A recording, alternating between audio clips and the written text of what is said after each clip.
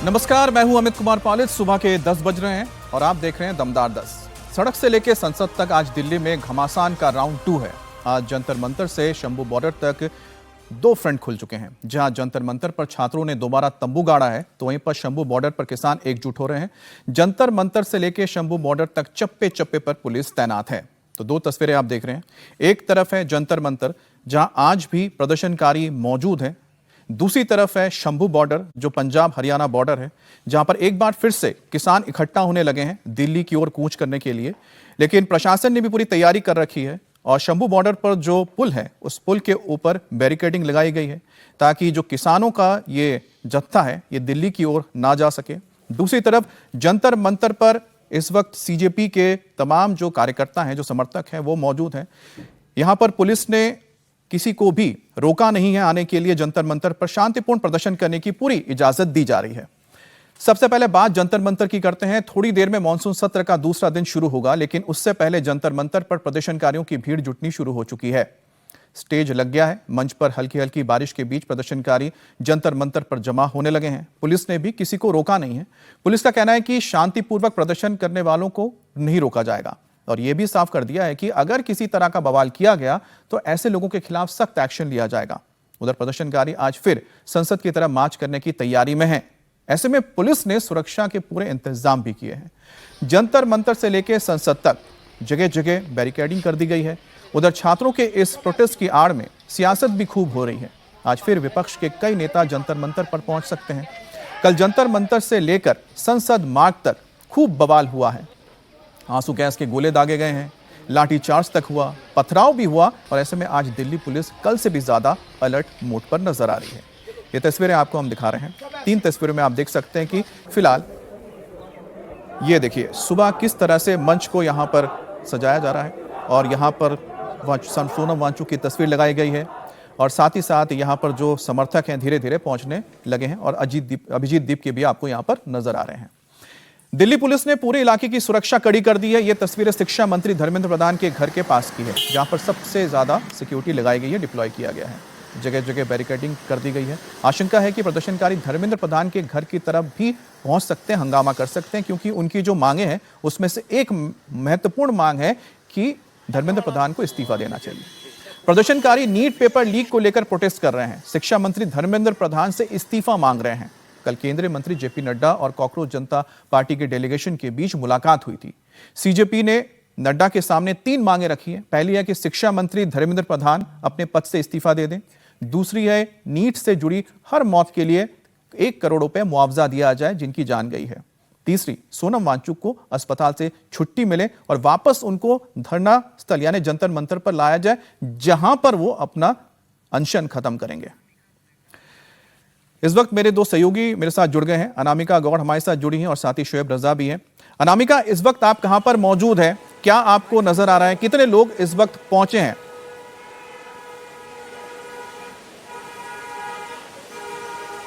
देखिए, जंतर मंतर पे प्रदर्शन जारी है और अभी लगभग 100 लोग जंतर मंतर में मौजूद हैं। बहुत ज़्यादा संख्या में अभी तो लोग नहीं आ रहे हैं, लेकिन कल जो भीड़ आई थी वो हिंसक क्यों हुई, हिंसक कैसे हुई? क्योंकि सीजेपी तो ये कह रही थी कि ये एक पीसफुल मार्च था, लेकिन इस पीसफुल मार्च के पीछे कुछ लोगों की जो मंशा थी वो इंडिया टीवी के कैमरे पे हम आपको दिखा रहे हैं।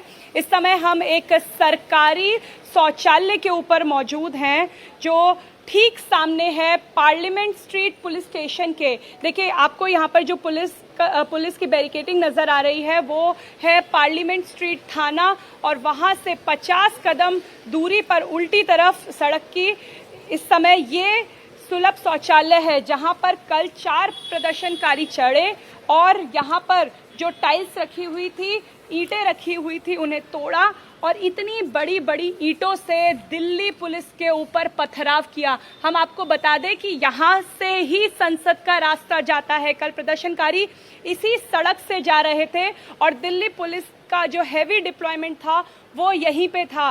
कल कुछ आईपीएस अधिकारियों को भी यहाँ ही इसी सुलभ शौचालय से टारगेट किया गया। कई प्रदर्शनकारी इस छत पर चढ़ चुके थे, उनके निशान अभी आप यहाँ देखें कि जो ये छत, ये प्लास्टिक की चादर थी, ये पूरी टूटी हुई है। यहाँ पर टाइल्स रखी हुई थी, प्रदर्शनकारियों ने टाइल्स तोड़ी और ये टाइल्स तोड़ तोड़ कर दिल्ली पुलिस के ऊपर हमला किया। आप ये नोक देखिए इसकी, कितनी नुकीली ये टाइल्स है। इसी इलाके में सबसे ज़्यादा पुलिसकर्मी घायल हुए। यहाँ तक कि प्रदर्शनकारियों ने एक पुलिसकर्मी को, जो उन्हें रोकने के लिए आया, सिविल ड्रेस में था, उसको रगड़ा और छत के ऊपर ले गए और यहाँ से उसको धक्का दिया। ये जो लोग आपको नज़र आ रहे होंगे, ये एक कैफ़े में काम करने वाले लोग हैं। ये सभी आई विटनेस हैं, हमारे साथ सुलभ शौचालय में काम करने वाले और इस घटना के आई विटनेस भी हैं। कितने लोग आए थे भैया यहाँ पे? यहाँ पे वही 5-6 बंदे पहले आए थे। हाँ। फिर बाद में तो बहुत सारे आ गए थे। ये टाइल्स पहले से यहाँ पे रखी हुई थी? हाँ जी, पहले से रखी हुई थी, पहले से रखी हुई थी। आपने उन्हें रोकने की कोशिश की? मैं रोकने की कोशिश की, लेकिन फिर भी जबरदस्ती चले हैं इसकी छत पे। आपको उन्होंने कुछ कहा था? मुझे धमकी दिया था कि आप शांत हो जाओ। किसी एक क्या उम्र थी उन लोगों की? वही 30 के आसपास। 30 के आसपास? हाँ जी। स्टूडेंट लग रहे थे वो आपको? मैडम ये तो नहीं बता सकता हूँ, क्योंकि वो मुझे तो उतना पहचान नहीं है कि स्टूडेंट है या। पुलिस वालों पर पथराव होते हुए आपने देखा था? मैडम वो तो नहीं देखे, वो मैं नीचे था तो उधर से आवाज आ रही थी, आवाज आ रही थी, आप डर के अंदर चले हाँ गए जी, थे। हाँ जी। ये आई विटनेस हैं जिन्होंने उन लोगों को, अब जो असल में स्टूडेंट थे उनकी उम्र 19 से 21, 22, 23 साल, यहाँ तक कि 25 साल तक की थी जो यूपीएससी, लेकिन 30-30 साल के युवा स्टूडेंट नहीं थे जिन्होंने प्लानिंग के तहत दिल्ली पुलिस पर वार किया। और ठीक यहाँ से देखिए, ये वाली चादर भी टूटी हुई है। ठीक यहाँ से सड़क पर अगर आप पत्थर फेंकेंगे तो जो नीचे खड़े पुलिसकर्मी हैं, ये देखिए अभी भी यहाँ पे सीआरपीएफ को तैनात किया गया है। अगर यहाँ से पत्थर फेंकेंगे तो सीधा उनके सिर पे जाके लगेगा। जिन पुलिस वालों के सिर कल फूटे वो यहीं पर खड़े थे। इंडिया टीवी इस समय सबसे पहले ये तस्वीर, ये कवरेज दिखा रहा है कि कैसे इस प्रदर्शन को हिंसक बनाया गया। जो मार्च हो रहा था उसमें भीड़ को उकसाया गया और जब पुलिस पर पथराव हुआ तो पुलिस ने लाठीचार्ज किया और उसके बाद पूरे प्रदर्शन का माहौल बिगड़ गया। तो जैसा कि अनामिका ने दिखाया हमें कि किस तरह से पुलिस वालों पर हमला करने के लिए साजिश रची गई थी और किस तरह से पत्थर और तमाम चीजें इकट्ठा करके रखी गई थी। शोएब मेरे सहयोगी जुड़ गए हैं। शोएब, इस वक्त आप कहां पर हैं? आपके पास आज के इस प्रदर्शन को लेकर क्या जानकारी है? आज भी तो बताया जा रहा है कि कई नेता हैं जो पहुंचेंगे जंतर मंतर, कौन कौन पहुंच सकता है?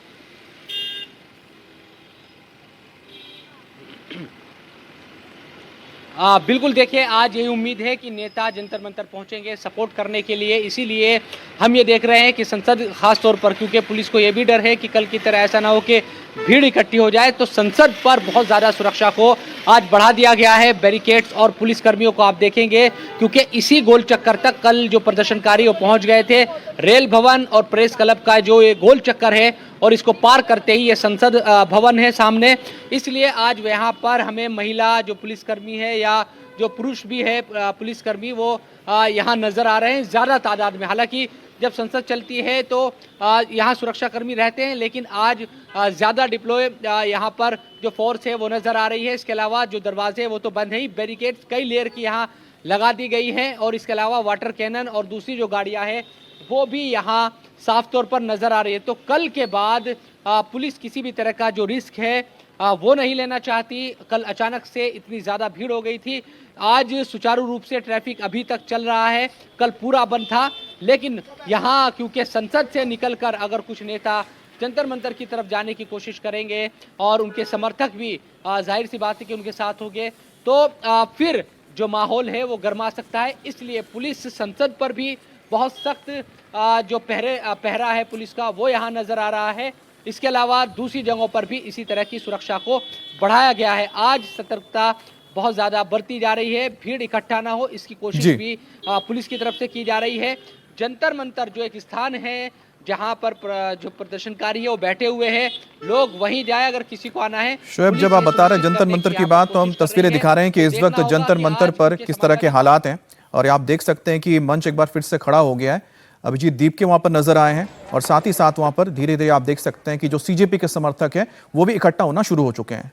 कल दिल्ली में जो हुआ उसके बाद दिल्ली पुलिस एक्शन में है। बवाल हिंसा करने वाले एक एक शख्स की पहचान की जा रही है। अब तक कल हुई हिंसा के मामले में 2 एफआईआर दर्ज की गई है। एक एफआईआर कनॉट प्लेस थाने में और दूसरी एफआईआर पार्लियामेंट स्ट्रीट थाने में दर्ज की गई है। एफआईआर में प्रोटेस्ट की आड़ में तोड़फोड़, सरकारी प्रॉपर्टी को नुकसान का जिक्र किया गया है। एफआईआर में यह भी लिखा गया है कि प्रोटेस्ट की आड़ में हिंसा की कोशिश भी हुई, सरकारी कर्मचारियों को ड्यूटी करने से रोका गया। पुलिस कर्मियों के हेलमेट, जैकेट और दूसरे सामान छीनने की कोशिश हुई। दिल्ली पुलिस ने बीएनएस की अलग अलग धाराओं में एफआईआर दर्ज की है और जो उपद्रवी थे उनकी पहचान हो रही है। कल प्रदर्शन की आड़ में जबरदस्त बवाल हुआ। पुलिस अब एक एक उपद्रवी की तलाश कर रही है। पुलिस एक एक वीडियो फुटेज की जांच कर रही है। पुलिस के पास 250 से ज्यादा फुटेज मौजूद है, जिसमें मोबाइल कैमरे, सीसीटीवी, ड्रोन और पुलिस के बॉडी कैम की फुटेज है, जिनके जरिए अब पुलिस की टीम हिंसा करने वालों की पहचान कर रही है। पुलिस कल प्रदर्शन के दौरान हिंसा करने वाले उपद्रवियों के क्रिमिनल रिकॉर्ड की भी जांच कर रही है। पुलिस ये भी पता लगा रही है कि क्या किसी प्लानिंग के तहत हिंसा हुई है। साथ ही व्हाट्सएप, टेलीग्राम की भी जांच हो रही है। यह पता लगाने की कोशिश हो रही है कि कहीं प्रदर्शनकारियों को किसी ग्रुप के जरिए भड़काया तो नहीं गया। कल प्रदर्शन के दौरान जमकर बवाल हुआ। पुलिस वालों को निशाना बनाया गया, जिसमें पुलिस और पैरामिलिट्री के 118 से ज्यादा जवान घायल हुए। बताया जा रहा है कि पुलिस और पैरामिलिट्री के 10 अधिकारी भी इसमें घायल हुए हैं। तो कुल मिलाकर देखा जाए तो कल जो छात्रों का यह आंदोलन था, कहीं ना कहीं क्या इसमें कुछ ऐसे भी लोग घुस आए थे जिन्होंने छात्रों के इस आंदोलन का फायदा उठाया। बात करने के लिए हमारे साथ दो हमारे खास मेहमान भी जुड़े हैं। अजीत द्विवेदी जी हमारे साथ हैं, साथ ही सज्जन कुमार जी हमारे साथ हैं। अजीत जी, जो हमने अभी तक तस्वीरें दिखाई और जो भी ब्यौरा हमारे सहयोगियों ने दिया, कल जो ये प्रोटेस्ट हुआ था, आज क्या होगा? क्योंकि आज भी तो फिर से प्रोटेस्ट की कॉल दी गई है। देखिए, अब वो इसका पीक हो गया। कल इसका पीक था आंदोलन का, जिसकी कई दिनों से तैयारी चल रही थी। पहले ही ये अनाउंस कर दिया गया था कि 20 जुलाई को संसद सत्र के पहले दिन संसद मार्च होगा, तो उसकी तैयारी पहले से हो रही थी। और एक इमोशन उस समय बहुत हाई पर था कल लोगों का। सोनम वांगचुक को उठाने के बाद का वो पहली कॉल थी, तो वो इमोशंस था, जज्बात थे लोगों के। लोग कल निकले, कल जो हुआ सो हुआ। अब उस पीक पर उस तरह का फिर नहीं होगा, वैसी भीड़ और वैसा मार्च नहीं होने जा रहा है। लेकिन अब आगे आज और क्या होगा, वो सवाल ज़्यादा इंपॉर्टेंट है। कल जो बातचीत शुरू हुई है जेपी नड्डा के घर पे, जो 12 बजे के करीब बातचीत हुई है, फिर 4 बजे तक इनके तरफ से जो मांग दी गई है, उस पर आगे क्या हो रहा है। इस तरह के किसी भी आंदोलन में सबसे एक पार्ट ये होता है, जो जिसको परफॉर्मेटिव पॉलिटिक्स या परफॉर्मेटिव एक्ट कह सकते हैं, कि ये एक दिखा आपको एक बैक चैनल बात होती है। कोई बैक चैनल बात हो रही है या नहीं हो रही है, सरकार इस आंदोलन को समाप्त करने के लिए किसी से बैक चैनल बात कर रही है कि नहीं कर रही है, ये सवाल इसलिए है अमित जी, क्योंकि अब आप देखिए कंट्राडिक्शंस की। सोनम वांगचुक की मांग बिल्कुल डिफरेंट है, और जो 3 लोग जो मिलने गए, 2 लोग कल, अभिषेक रांका और सौरभ दास, उनकी मांग बिल्कुल अलग है। सोनम वांगचुक ने ये कभी नहीं कहा कि हमको यहाँ से निकाल करके ले चल के वहाँ बिठाइए, हम खत्म करेंगे। उन्होंने ये नहीं कहा कि धर्मेंद्र प्रधान का इस्तीफा चाहिए। उन्होंने ये नहीं कहा कि जो लोग नीट यूजी के बाद जो छात्र मरे हैं उनके लिए 1-1 करोड़ रुपया चाहिए। ये कॉकरोच जनता पार्टी की सीजेपी की मांग है। उन्होंने कहा कि आप शिक्षा और परीक्षा की व्यवस्था में जो गड़बड़ी हुई है उसकी जवाबदेही लीजिए, उसको ठीक करिए, संसद में इस पर चर्चा कराइए। उनकी मांगे व्यापक हैं, बड़ी हैं। तो अगर ये बात सरकार करती है कि ठीक है, हम शिक्षा और परीक्षा की व्यवस्था में सुधार करेंगे, हम पार्लियामेंट में चर्चा करेंगे और इन सब चीज़ों को सुलझाएंगे, तो वो कॉल कर सकते हैं कि खत्म हो। लेकिन अब सीजेपी की कॉल दूसरी हो गई है कि धर्मेंद्र प्रधान इस्तीफा दें और 1-1 करोड़ मुआवजा दें। तो इन दोनों के बीच का क्या रास्ता मिलेगा? मांग तो होती है, मांग उन्होंने भी की, इन्होंने भी की। सरकार ने उसमें क्या स्वीकार किया, सरकार का क्या प्रपोजल है? अब असली चीज ये देखने की है। देखिए, अब ये हमने कह दिया कि अब इसका पीक आ गया आंदोलन का, अब कोई फिर उस तरह की भीड़ नहीं जुटने वाली है, उस इमोशन के साथ लोग नहीं मार्च करने वाले हैं। लेकिन अब सरकार की जवाबदेही है कि देखिए 28 जून से ये मामला चल रहा है, पार्लियामेंट का सेशन शांतिपूर्वक चले, विधायी कामकाज हो, सरकार को कई इंपॉर्टेंट विधेयक पास कराने हैं, वहां शांति बहाल हो, इसकी कोशिश होनी चाहिए। जंतर मंतर भी शांत हो, लोगों के का जो गुस्सा है, आक्रोश देश भर के अंदर, वो भी शांत हो। अजीत जी, क्योंकि कल मैं तो खुद जगह पे मौजूद ही था जिस वक्त ये पूरा आंदोलन चल रहा था। उस वक्त मैंने जो देखा, एक तो कि जो हमें समझ में आ गया कि सज्जन जी, वहां पर जितने लोग पहुंचे उसमें 3 तरह के लोग थे। पहले कौन थे? जो सीजेपी के सपोर्टर हैं, जो जुड़े हैं सोशल मीडिया के जरिए, या फिर जिनके अंदर सरकार के सिस्टम को लेकर किसी ना किसी मुद्दे को लेकर क्षोभ है, यानी कि गुस्से में है। दूसरा हमने देखा वहां पर वो लोग जुटे थे जो किसी पॉलिटिकल पार्टी के समर्थक हैं और बीजेपी या मोदी के विरोधी है। और तीसरे वो लोग थे जो कि कंटेंट क्रिएटर हैं। अब बात यह आती है कि 80% तो इसमें लोग वो थे ही नहीं ना। 80% तो ज्यादा लोग, हमें समझ में आया कि जो पॉलिटिकल पार्टी के मोटिवेटेड लोग थे। तो क्या ये पूरा का पूरा जो छात्रों का आंदोलन है, ये क्या हाईजैक हो गया, कि इसमें घुस गए? नहीं, देखिए, इसकी तुलना बहुत लोग अन्ना मूवमेंट से कर रहे हैं, लेकिन वो तुलना सही इसलिए नहीं है कि पहली बात तो ये कि जब तक सोनम वांगचुक को वहाँ से हटाया नहीं गया था, वहाँ पे भीड़ बिल्कुल नहीं थी। हम सब लोग गए थे, अजीत जी गए थे, और छात्रों की भीड़ बहुत कम आ रही थी। मैं भी गया था, आंदोलन में मैं भी था, मैं गया वहां पर, कवर किया उसको मैंने। सोनम वांगचुक की इसकी बात करें कि जब तक उठाया नहीं गया था भीड़ वहां पे नहीं थी। कारण ये है कि अभी की जो पीढ़ी है वो डिजिटल मोड में ज्यादा एक्टिव रहती है, पहली बात तो ये ट्रिगर तब होता है जब उनको उठाया जाता है। ये सरकार की जो भी उसके पीछे भावना रही हो, लेकिन उसके बाद जो छात्र हैं, आम छात्र हैं, उनके बीच में इसको लेके एक आक्रोश बढ़ा और ये हम लोगों ने सब आसपास देखा कि ये गलत हुआ है कि वो आदमी लद्दाख से आके हमारी। उसके बाद जो ये कॉल की बात हुई, सरकार को अंदेशा नहीं था कि इतनी ज्यादा भीड़ हो जाएगी, नहीं तो सुरक्षा के इंतजाम और जो लेयर्स हैं और ज्यादा रहते। तो आपने बिल्कुल सही कहा कि आंदोलन में 3 तरह के लोग थे। उसमें छात्र थे जो इस बात से काफी आहत थे कि एक व्यक्ति जो उनके लिए हंगर स्ट्राइक पे बैठा था उसे उठा के ले जाया गया, और उसके बाद जब भीड़ दिखी तो राजनीतिक पार्टी के सपोर्टर्स भी वहां पे आए, जो किसी भी आंदोलन के साथ स्वतः होता है, वो अन्य आंदोलन के साथ हुआ। तीसरे वो लोग आए हैं जहां से कहीं ना कहीं एक मिसक्रिएंट्स जो कहते हैं, जिन्होंने उपद्रव शुरू की। लेकिन सवाल यहां पे देखिए एक बात और है, सवाल है कि आंदोलन के मूल में क्या है। मूल में अभी की जो पीढ़ी है 18 से 25 साल की, उसकी जो भावना है उसको आप ध्यान में रखेंगे, या उसमें जो उपद्रवी तत्व आके उन्होंने उसको हाईजैक करने या उसको विकृत रूप देने की कोशिश की, उस पे फोकस करके पूरे मूवमेंट और भावना को ही क्रिमिनलाइज कर देंगे। तो ये सरकार के लिए भी है कि सार्वजनिक तौर पे जो सिद्ध हुई अक्षमता है, चाहे वो किसी मंत्री को हो चाहे किसी घटना की हो, उसको ढकने की कोशिश इन तर्कों के जरिए, इन तथ्यों के जरिए अगर की जाएगी, तो ये जो नई पीढ़ी है फिर ये आपको ये नहीं देखेगी कि हाँ उस भीड़ में कुछ मिसक्रिएंट्स थे, वो ये देखेगी कि आप उसके बहाने उनके सेंटिमेंट को फिर दबाने की कोशिश। हाँ अजीत जी, क्या यही वजह है कि सरकार ने साफ कहा है कि जो जंतर मंतर में जो आके बैठे हैं उन पर कोई रोक ना लगाया जाए, कोई उन पर सख्ती ना की जाए, जो यहाँ पर जंतर मंतर आना चाहता है वो आए। और दूसरी बात है कि जेपी नड्डा जी के साथ जब मुलाकात हुई, इतनी लंबी बातचीत चली है रांका की और साथ ही सौरभ दास की, तो उस दौरान जो मुद्दे थे 3 उनके लगभग मांगे जो हुई हैं, बताया तो जा रहा है कि शायद सिर्फ एक मांग है जिस पर तो शायद की सहमति नहीं बनेगी, वो क्या है? नहीं, वो धर्मेंद्र प्रधान की दूसरे की मांग है, उस पर सहमति नहीं बनेगी। सरकार से बांह मरोड़ के कोई आदमी ये नहीं करा सकता है कि आप अपने मंत्री का इस्तीफा कराइए। और देखिए वैसे भी इस्तीफा अमित जी एक नैतिकता का मामला होता है, एक अंदर से भावना आनी चाहिए कि ये काम ठीक नहीं हुआ, हम इस्तीफा दे देंगे। रेल दुर्घटना पर लाल बहादुर शास्त्री ने भी इस्तीफा दिया था, नीतीश कुमार ने भी इस्तीफा दिया था, किसी ने लिया नहीं था उनसे इस्तीफा। ये तो एक नैतिकता की बात होती है, आपकी हमारी और किसी भी व्यक्ति की नैतिक, ये गलती हुई तो हम गलती स्वीकार करें, एक वो भाव होता है। इस्तीफा जबरदस्ती लेके भी कुछ हासिल नहीं होना है। और ये मानिए वही एक मांग है जिस पर सरकार नहीं तैयार हो। सरकार सोनम वांगचुक अगर उनको उनकी सेहत इजाजत देती है, डॉक्टर कहते हैं, तो आज लेके बिठा दे। अच्छा और जी, मुआवजा भी देने में सरकार को कोई दिक्कत नहीं। इस बीच एक बड़ी खबर आ रही है, जरा दर्शकों को हम बता देते हैं। संसद कूच हिंसा मामले में 4 एफआईआर दर्ज हुई है। बिना अनुमति ड्रोन उड़ाने के मामले में एफआईआर हुआ है। हिंसा की साजिश के आरोप में दूसरी एफआईआर हुई है। तीसरी और चौथी एफआईआर में पुलिस कर्मियों से मारपीट का जिक्र है। तो 4 एफआईआर दर्ज हो चुकी हैं, जिसमें एक है बिना इजाजत के ड्रोन उड़ाना, दूसरा है कि हिंसा की साजिश करना, और चौथी और तीसरे एफआईआर में पुलिस कर्मियों से मारपीट का जिक्र किया गया है। और हमारे साथ अनामिका जुड़ गई हैं। अनामिका, आपके पास और क्या जानकारी आ रही है? किस तरह से कल पुलिस को टारगेट करने के लिए कहां-कहां पर क्या साजिश की गई थी?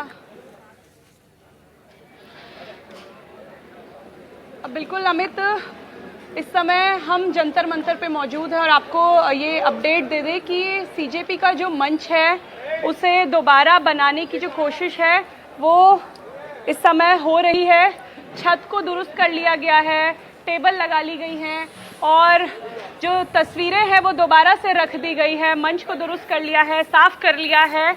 लेकिन जहां पर हम मौजूद हैं वहां से करीबन 100 मीटर की दूरी पर पत्थर रखे हुए हैं, पत्थर से पथराव हुआ है। ये कौन लोग थे, दिल्ली पुलिस उन्हें आइडेंटिफाई करने की कोशिश कर रही है, क्योंकि इस इलाके में सब जगह पहले से आपको अब देखिए कि जंतर मंतर पे दिल्ली पुलिस ने CCTV camera, hitech CCTV camera जो एआई से एनेबल्ड हैं, जो आपका चेहरा पहचान सकते हैं। यहाँ तक कि दिल्ली पुलिस पहले से ही फोटोग्राफी करती आई है। जो भी लोग जंतर मंतर आके वीडियो बना रहे हैं उनकी वीडियोग्राफी हुई थी, उनकी फोटो ली गई थी ताकि उनके चेहरे, क्योंकि दिल्ली पुलिस को शायद ये अंदेशा था कि इस तरीके से कुछ अगर हिंसा हुई तो दिल्ली पुलिस आगे कार्रवाई कर सके, कार्रवाई करने में आसानी हो, क्योंकि सोशल मीडिया पे कई नैरेटिव चल रहे थे। कई बार ये कहा गया था कि नेपाल जैसी सिचुएशन क्रिएट करनी है, लेकिन अभिजीत दीपके ने कहा था कि पीसफुल प्रदर्शन होना चाहिए। लेकिन इस इलाके से थोड़ी ही दूरी पे कई जगह ऐसे पॉइंट बनाए गए जहां पे पत्थर इकट्ठा किए गए और फिर जब समय दिखा तो उन्हें तोड़कर, उन्हें फोड़कर दिल्ली पुलिस पर अटैक किया गया। तो जैसा कि अनामिका अभी हमें तस्वीर दिखा रही है कि इस वक्त जंतर मंतर पर जो मंच है वो फिर से तैयार हो चुका है। वहां पर धीरे धीरे जो समर्थक हैं अभिजीत दीपके के, सीजेपी के, वो पहुंचने लगे। जंतर मंतर से शंभू बॉर्डर तक हंगामा हाई है। अब इस लड़ाई में प्रियंका गांधी भी कूद पड़ी हैं। प्रियंका गांधी ने कहा है कि छात्रों के भविष्य का सवाल है, छात्रों का दमन हो रहा है। नहीं, देखिए, अब राहुल जी लगातार इस मुद्दे को उठा रहे हैं काफ़ी समय से। ये कोई नया मुद्दा नहीं है, लेकिन इशू ये है कि ये बार बार हो रहा है और इस पर कोई कार्रवाई नहीं होती है। मुझे याद है जब मैं यूपी में काम कर रही थी तो जो पेपर लीक हो रहे थे वो एक दो जो एकदम जो नीचे वाले अधिकारी हैं उनको आपने अरेस्ट कर लिया या 2 दिनों के लिए रख लिया थाने में, उसके बाद बात वहीं पे रुक जाती है। किसी पर कार्रवाई नहीं हुई है, किसी पर कोई ठोस कार्रवाई नहीं हुई है। अब ये मुद्दा इतना ज्वलंत इसलिए है क्योंकि देश के युवा हैं ये, और ये समझ रहे हैं कि हमारे फ्यूचर, हमारे भविष्य के लिए क्या है। हमारे माँ बाप लोन लेकर मुश्किल से हमें पढ़ाते हैं, हम लोग स्ट्रगल कर रहे हैं। वो ये कह रहे हैं ना, वो कह रहे हैं कि हम स्ट्रगल कर रहे हैं, हमारे लिए इतना मुश्किल है। आप कोचिंग सेंटर्स को देखिए, मैंने बहुत सारे देखे, और कोचिंग सेंटर्स में जाइए और कोई भी माँ बाप जानता है, मतलब किसी भी लेवल का, किसी भी सोसाइटी में आप जानते होंगे आपके बच्चे जब पढ़ते हैं तो कितना टेंशन होता है, कितना जब एग्जाम होता है कितना टेंशन होता है। एज इट इज इतनी मुश्किल परिस्थिति है, ऊपर से आपने जॉब्स क्रिएट नहीं किए हैं इतने समय से, तो बच्चा अपने फ्यूचर को देख रहा है, कह रहा है कि मतलब मेरे फ्यूचर में फिर है क्या, मैं स्ट्रगल ही करते रहूं। मैं कह रही थी इंग्लिश में, मैं कह रही थी कि मैं कुछ ऐसे बच्चों से मिली थी जब मैं यूपी में काम कर रही थी, जो 26 साल के, 27 साल के, 28 साल के बच्चे कह रहे हैं हमारी तो शादी भी नहीं हो रही है, हम कुछ कर नहीं पा रहे हैं, हम इंतजार कर रहे हैं कि हमारी नियुक्ति की लिस्ट आएगी, पेपर लीक हो जाता है, हम एग्जाम देते हैं, कुछ पता नहीं चलता, उसके बाद फिर हम दोबारा देते हैं। तो मतलब ये एक बहुत ही जेन्युइन प्रॉब्लम है और इसको हल्के में कोई नहीं ले सकता। ये एक बहुत जेन्युइन प्रॉब्लम है। आज युवा बहुत ही दुखी है एक्चुअली। ये जो आप नाराजगी देख रहे हैं ये एक्चुअली दुख है कि हमारे फ्यूचर, हमारे भविष्य के बारे में कौन सोच रहा है। और इनकी सिंपल सी चीज है, आप प्रधानमंत्री हैं, आपकी जिम्मेदारी है, ये युवा हैं, हम सब इस सदन में रोज आते हैं, आप ना तो यहाँ पे आप चर्चा करना चाहते हैं, ना ऑपोजिशन को आप पॉइंट उठाने देते हैं, आप डिस्कस नहीं करना चाह रहे हैं। ये सदन है किसका? ये उन्हीं युवाओं का है ना जिसको आप रोक रहे हैं बाहर, जिन पर आप लाठीचार्ज कर रहे हैं, जिन पर आप आंसू गैस चला रहे हैं। ये तो मतलब ये सदन ही उनका है, हम सब यहाँ हैं, किसने हमें यहाँ रखा है? उन्होंने ही रखा है। तो उनकी बात तो सुन ले, उनकी बात तो सुन ले। Prime minister Modi anti youth है, बिल्कुल एंटी यूथ है। देखिए, एंटी यूथ है, एंटी गरीब है, एंटी किसान है। अब 12 साल हो गए, हम सब देख रहे हैं ना, किसान आंदोलन कर रहे हैं, आप उन पे दमन कर रहे हो, अब बच्चों पे दमन कर रहे हो। बच्चे हैं, सुन लीजिए इनकी बात, क्या होने जा रहा है। अगर इनकी बात शांति से सुन लें, आप मंत्री जी की जिम्मेदारी है, उनसे रिजाइन करवाइए। देखिए, एक जमाना था जब मंत्री जिम्मेदारी लेते थे। मुझे याद है एक ट्रेन का एक्सीडेंट हुआ था शायद 80s में, अगले दिन उन्होंने इस्तीफा दिया। जो मंत्री रिस्पॉन्सिबल थे, जो उसके समय के रेल मंत्री थे, तो इस्तीफा दीजिए, जिम्मेदारी लीजिए, और सबसे जरूरी तो यह है कि सिस्टम को दुरुस्त करिए। तो किसान भी पंजाब से आ रहे हैं दिल्ली महापंचायत के लिए, इंडो यूएसडी। तो प्रियंका गांधी को आपने यहाँ पर सुना सज्जन जी, उन्होंने बहुत सारी बातें तो कही हैं। तो 2 चीज उन्होंने कहा कि मोदी एंटी यूथ है, एंटी किसान है। एंटी यूथ अभी हम प्रोटेस्ट देख रहे हैं जिसको बताया जा रहा है, और दूसरा हो गया किसानों ने अपना आंदोलन लगभग शुरू कर दिया क्योंकि शंभू बॉर्डर से तो ऐसी खबरें आ रही हैं। ये कांग्रेस क्या करना चाह रही है? नहीं, देखिए, ये फ्रेमिंग जरा फैक्ट चेक भी कर लीजिए। किसान आंदोलन, संजय जी मैं माफी चाहता हूँ, रोक रहा हूँ। इस वक्त किरेन रिजिजू एक प्रेस कॉन्फ्रेंस कर रहे हैं, सीधे आपको लिए चलते हैं। आज एनडीए पार्लियामेंट्री पार्टी का मंगल मिलन ट्यूसडे को जो मिलना होता है, आज सब मिला और प्रधानमंत्री जी ने सबको मार्गदर्शन भी दिया है। सबसे पहले आज मंगल मिलन में जो नए राज्यसभा सदस्य चुन के आए हैं उनका भी हमने जिक्र किया, उनको हमने शुभकामनाएं दी कि वो अच्छा काम करे संसद में। आदरणीय नितिन नवीन जी भी भारतीय जनता पार्टी का अध्यक्ष बनने के बाद राज्यसभा सदस्य बनकर के आज पहले बार मीटिंग में भाग लिया। मीटिंग बहुत अच्छी रही। आदरणीय प्रधानमंत्री जी ने कई महत्वपूर्ण मुद्दों पर इस मंगल मिलन में एनडीए पार्लियामेंट्री पार्टी को संबोधित किया, मार्गदर्शन दिया है। सबसे पहले आदरणीय प्रधानमंत्री नरेंद्र मोदी जी ने जो देश ने इस कुछ महीने के अंदर में जो सफलता प्राप्त की है उनके बारे में जानकारी दिया है और कई देशों के साथ फ्री ट्रेड एग्रीमेंट किए हैं, उसका भी प्रधानमंत्री जी ने जानकारी दिया।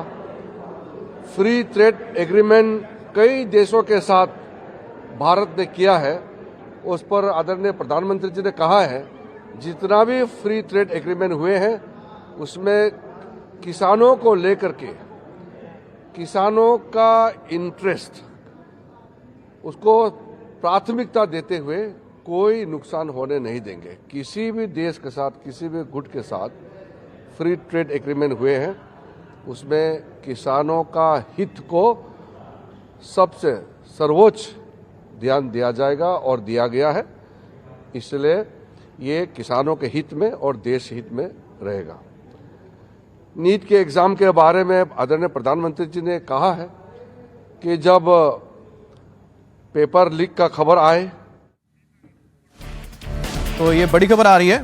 मंगल मिलन बैठक में प्रधानमंत्री मोदी ने कहा है छात्रों के भविष्य के साथ बुरा नहीं होने देंगे और साथ साथ जो छात्र हैं, स्टूडेंट्स हैं, उनका भविष्य को नुकसान ना हो इसलिए री एग्जामिनेशन नीट का प्राथमिकता दिया गया और री एग्जामिनेशन को सक्सेसफुली, सफलतापूर्वक कंडक्ट किया गया और उसका रिजल्ट निकालने में कोई विलंब नहीं किया।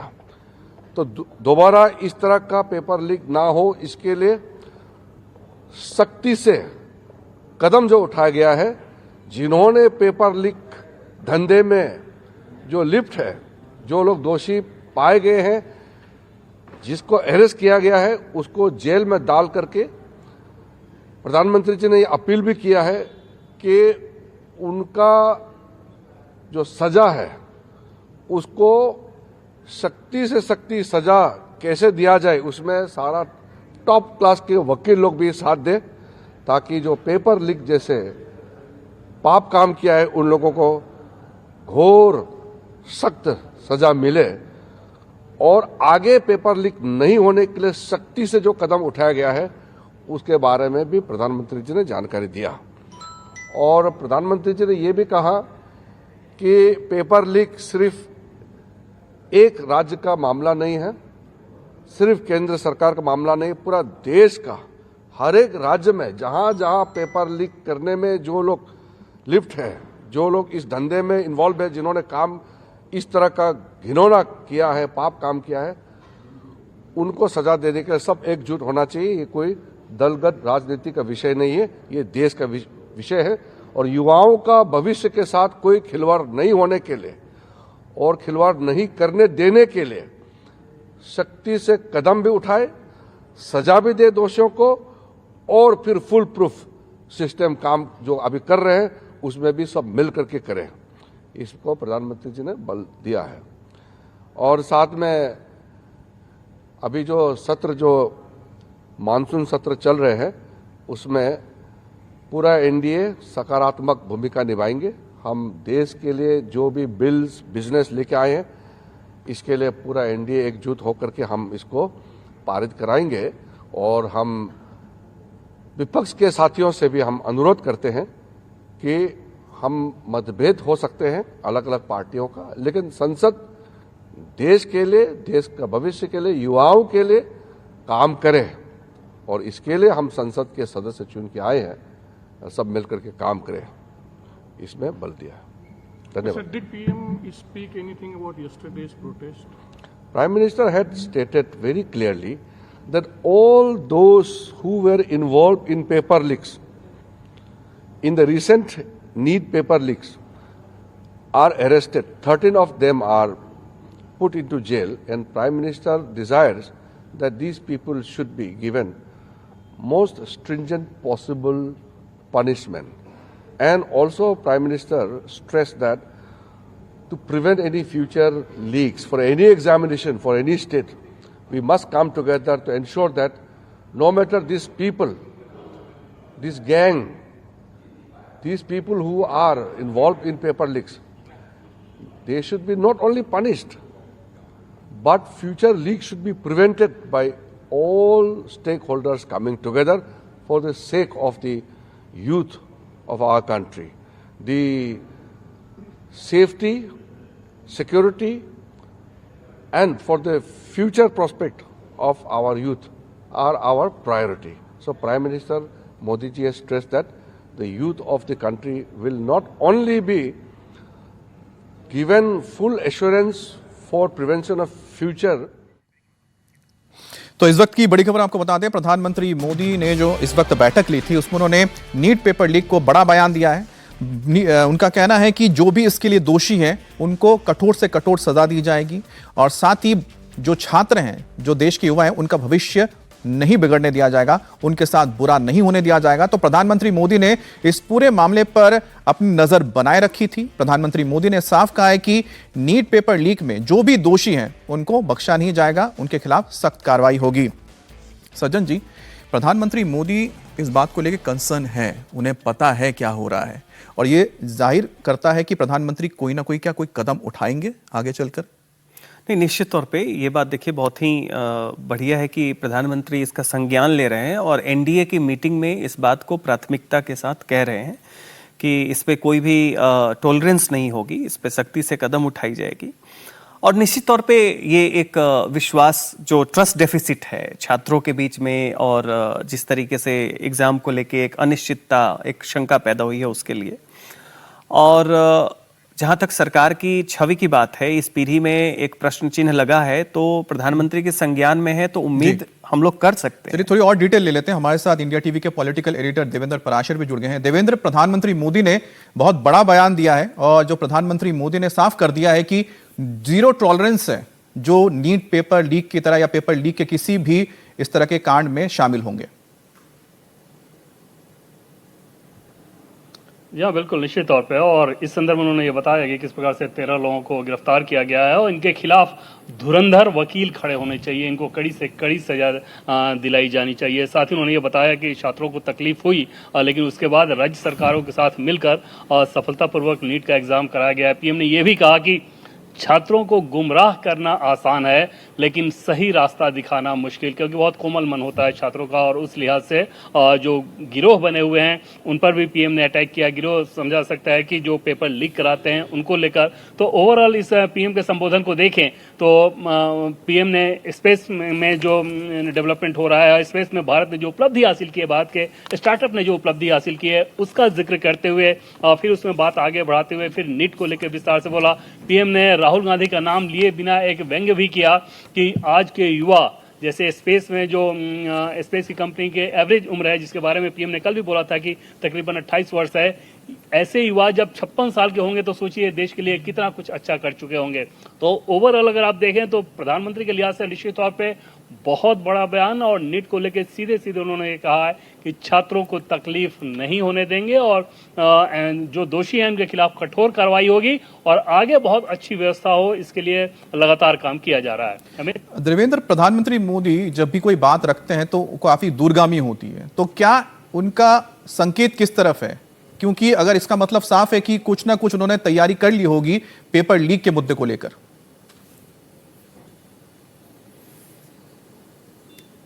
ऑलरेडी पेपर लीक के बाद आप देख रहे हैं कि उसमें कानूनी कार्रवाई चल रही है और 13 लोगों को गिरफ्तार किया गया है। और प्रधानमंत्री का ये कहना कि इनके खिलाफ धुरंधर वकील हो, ये अपने आप में ये बताता है कि इनको कैसी कठोर सजा दिलाई जाएगी। साथ ही साथ हमने ये भी कहा कि राज्य सरकारों के साथ मिलकर ये एग्जाम बेहतर कराया गया है और समझा जा सकता है कि आगे अगले साल को लेकर ऑलरेडी शिक्षा मंत्रालय जो सिफारिशें हुई थी उन राधाकृष्णन कमेटी की उन सिफारिशों के हिसाब से शिक्षा मंत्रालय ऑलरेडी अगले साल नीट को लेकर अपनी तैयारी शुरू कर चुका है। तो ओवरऑल निश्चित तौर पे समझा जा सकता है कि जिस प्रकार से नीट का पेपर लीक हुआ उसको लेके छात्रों को जितनी समस्याएं हुई, तकलीफ हुई, उनके परिवार वाले को जितना कष्ट हुआ, उन सारी चीजों को संजीदगी के साथ समझते हुए नरेंद्र मोदी की सरकार आगे की व्यवस्था में जुटी हुई है। साथ ही साथ जिन लोगों ने उस काम को अंजाम दिया है, जिन गिरोह ने उन काम को अंजाम दिया है, उनके खिलाफ कठोर कार्रवाई की बात की जा रही है और कठोर कार्रवाई की बात पीएम द्वारा ही कही गई। और इसके अलावा ये कहना कि प्रधानमंत्री के द्वारा कि छात्रों को गुमराह करना आसान है, समझा जा सकता है कि जो प्रोटेस्ट जिस प्रकार की चीजें चल रही है उन पर ही ये निशाना है कि बहुत आसानी के साथ आप उनके इमोशन को भड़का सकते हैं लेकिन कोई ठोस कंस्ट्रक्टिव सजेशन नहीं दे सकते। जी बहुत बहुत धन्यवाद आपका देवेंद्र। अब जंतर मंतर पर जहां पर सीजेपी का प्रोटेस्ट चल रहा है तो वहीं पर शंभू बॉर्डर पर भी बड़ी संख्या में प्रदर्शनकारी किसान जुटे हैं। अमेरिका भारत ट्रेड डील के विरोध में पंजाब के किसानों ने आज दिल्ली कूच का ऐलान किया है। शंभू बॉर्डर पर पंजाब के किसान इकट्ठा हुए हैं, जिसे देखते हुए हरियाणा पुलिस ने शंभू बॉर्डर पर इसे ब्लॉक किया है, बंद करके रखा हुआ है। बॉर्डर पर भारी पुलिस तैनाती की गई है। शंभू बॉर्डर पर कंक्रीट के स्लैब रख दिए गए हैं, बैरिकेडिंग कर दी गई है, जेसीबी मशीन खड़े हैं ताकि प्रदर्शनकारी किसान अगर किसी भी तरह से आगे बढ़ने की कोशिश करते हैं तो उनको रोका जा सके। ये 6 तस्वीरें आप देख रहे हैं कि किस तरह से शंभू बॉर्डर को इस वक्त पूरी तरह से सील कर दिया गया है। आपको याद होगा कुछ महीने पहले तक भी यहां पर इसी तरह से लंबा गतिरोध लगा हुआ था और यहां पर एक बार फिर से वैसे ही हालात बनते दिख रहे हैं। पुनीत परिंजा हमारे साथ जुड़ गए। पुनीत, आप क्या तस्वीर दिखा सकते हैं, क्या जानकारी है, कितने किसान अब तक जुट चुके हैं और कौन इनकी अगुवाई कर रहा है? देखिए, सबसे पहले मैं आपको जो तस्वीर दिखा रहा हूं इस वक्त आप देखेंगे सामने एक तरफ ये शंभू बॉर्डर है। हालांकि उतनी सिक्योरिटी नहीं है यहाँ पर जितनी कि पिछले साल थी कि पक्के स्लैब जो थे उनको स्ट्रक्चर जो था वो खड़ा कर दिया गया था। हालांकि इस बार सुबह ही इन्होंने ये सब जो स्लैब हैं उनको रखा है। ये सामने आप किसान देख रहे हैं, ये बिल्कुल आप जो तस्वीर देख रहे हैं इस समय ये किसान है जो पंधेर ग्रुप के साथ जो है जो किसान मजदूर एकता यूनियन है उसकी अगुवाई के तले यहाँ पर पहुंचे हैं। उसके अलावा किसान एकता की तरफ से भी कुछ किसान यहाँ पर पहुंचे हैं और ये सिर्फ एक छोटा सा समूह है जो कि बिल्कुल बैरिकेड के थोड़ी सी दूरी पर खड़ा है, क्योंकि अभी थोड़ी देर पहले अनाउंसमेंट की गई थी यहाँ पर कि धारा 163 जो है बीएनएस की वो लगाई गई है, लिहाजा 100 मीटर दूर जो है वो किसान खड़े हो जाएं। तो जो किसान थे वो 100 मीटर दूर खुद ही चले गए और इस बार जो है 100 बसों के करीब, क्योंकि ट्रैक्टर ट्रॉली जो है वो इस बार किसान लेकर नहीं पहुंचे हैं, 100 बसें जो हैं उसमें करीब और कुछ निजी वाहन हैं उनमें सवार होकर किसान यहाँ पर आए हैं। और पंधेर ने थोड़ी देर पहले जो स्वर्ण सिंह पंधेर हैं जो अध्यक्ष हैं उनकी तरफ से ये कहा गया कि यहाँ पर हम लोग सिर्फ जो पंचायत है महापंचायत उसमें हम हिस्सा लेने के लिए जा रहे थे तो हमने शाम को वापस आना था, लिहाजा हम सिर्फ शांतिपूर्ण यहाँ पर अपना जो पक्ष है वो रखेंगे। फिलहाल थोड़ी ही दूरी पर अगर मैं कोशिश करूँ यहाँ से तस्वीर दिखाने की तो सामने आपको ये बसों की कतारें जो हैं वो नजर आएंगी। ये एक फ्लाईओवर है और फ्लाईओवर से आप देखेंगे तो आपकी ये जिस बसों में सवार होकर किसान आए हैं ये आप देख सकते हैं, ये तमाम बसें हैं जिसमें किसान जो हैं वो सवार होकर यहाँ पर पहुंचे हैं। ये फ्लाईओवर पर खड़ी हैं और उसके नीचे ही पूरा एक किसान जो है वो एक मंच लगाया है उन्होंने, वहीं पर वो भाषणबाजी कर रहे हैं। एक टेम्परेरी जीप के ऊपर स्पीकर रखा हुआ है जिसके ऊपर वो भाषणबाजी कर रहे हैं। तो हम तक पुनीत ने तस्वीरें पहुंचा दी है। फिलहाल ताजा तस्वीरें आप देख रहे थे शंभू बॉर्डर की, जहां पर बड़ी तादाद में किसान पहुंचे हैं लेकिन उनको यहाँ पर रोका गया है। अजीत जी, अब से थोड़ी देर पहले हमने जो बयान सुनवाया था तो यहाँ पर प्रियंका गांधी वाड्रा कह रही थी कि मोदी एंटी किसान हैं, किसानों के खिलाफ हैं, और हम देख रहे हैं कि पंजाब से एक बार फिर से किसानों का जत्था दिल्ली की ओर है। क्या इसका सारा का सारा लिंक 2027 के चुनाव से जोड़ सकते हैं? बिल्कुल चुनाव से ही जोड़ सकते हैं, क्योंकि अभी तक तो जो डील हुई नहीं है, जो जिस फ्री ट्रेड एग्रीमेंट का विरोध करने के लिए इंटरिम डील होनी है, अभी वो डील भी पूरी नहीं होनी है, इंटरिम डील होनी है और अभी सिर्फ उस डील का फ्रेमवर्क तय हुआ है, बातचीत उस फ्रेमवर्क पर बातचीत अभी चल रही है। माना जा रहा है कि चीजें ज्यादातर तय हो गई हैं लेकिन उस फ्रेमवर्क पर तय हुई है और इंटरिम डील होनी है। तो उस इंटरिम डील को जिसकी तस्वीर अभी सामने नहीं आई है पूरी तरह से, उसके विरोध में देश बचाओ मोर्चा बने और आंदोलन की तैयारी हो, दिल्ली मार्च हो, ये निश्चित रूप से आप इसको ऑर्गेनिक नहीं कह सकते, ये कहीं ना कहीं से प्रायोजित है, जो जिसका मतलब चुनाव से डायरेक्टली जुड़ा हुआ है। डील क्या फ्रेमवर्क सामने आ गया है, इंटरिम डील हो जाती, उसके बाद आपको लगता कि इसमें आपके विरोध की बातें हैं, आपको नुकसान होने की बातें हैं, तो आप आंदोलन करें, एकदम लोकतंत्र में उसकी पूरी इजाजत होती है। और जिस डेयरी सेक्टर को लेकर के, एग्रीकल्चर सेक्टर को लेकर के सवाल उठाए जा रहे हैं कि ये फ्रेमवर्क में चीजें हैं, वो अभी फाइनल नहीं हुई हैं। और प्रधानमंत्री ने जब कहा हुआ है, पहले भी कहा है कई बार, कि किसानों के और पशुपालकों के हितों के साथ कोई समझौता नहीं किया जाएगा। और ये बात जो डील हम लोगों की तरफ से कर रहे हैं, वाणिज्य मंत्री बार बार कह रहे हैं, तो उसके हिसाब से आप समझिए कि वो अभी इसकी जल्दी है, मतलब आप आप घोड़े के आगे बगी जोत रहे हैं, अभी आपकी इसकी जरूरत नहीं है, अभी डील आने दीजिए, उसके बाद करिएगा। मुझे लगता है कि सज्जन जी, ये सब चीजें ऐसी चल रही होंगी कि जिस तरह से छात्रों का आंदोलन चल रहा है, तो उसके साथ साथ मौका मिला है तो एक और दबाव बनाया जाए सरकार के। देखिए, छोटा सा दीजिएगा क्योंकि ब्रेक पे जाएंगे। यूनियन को ये भी लगता है कि चूंकि अभी पार्लियामेंट का सत्र चल रहा है और पंजाब में चुनाव होने वाला है, तो इससे उनका दबाव जो है, प्रेशर टैक्टिक्स ज्यादा सफल होगा। क्योंकि एक छोटे सा ये याद रखिए, किसानों का आंदोलन हुआ था नंदीगढ़ सिंगूर में, गोली चली थी, यहां पे हुआ एक भी गोली नहीं चली। तो बहुत लोग जो डेमोनाइज करते हैं कि प्रधानमंत्री विरोधी है किसानों के, तथ्य के हिसाब से वैसा कुछ भी नहीं। बिल्कुल, बहुत बहुत धन्यवाद आपका सज्जन जी, अजीत जी।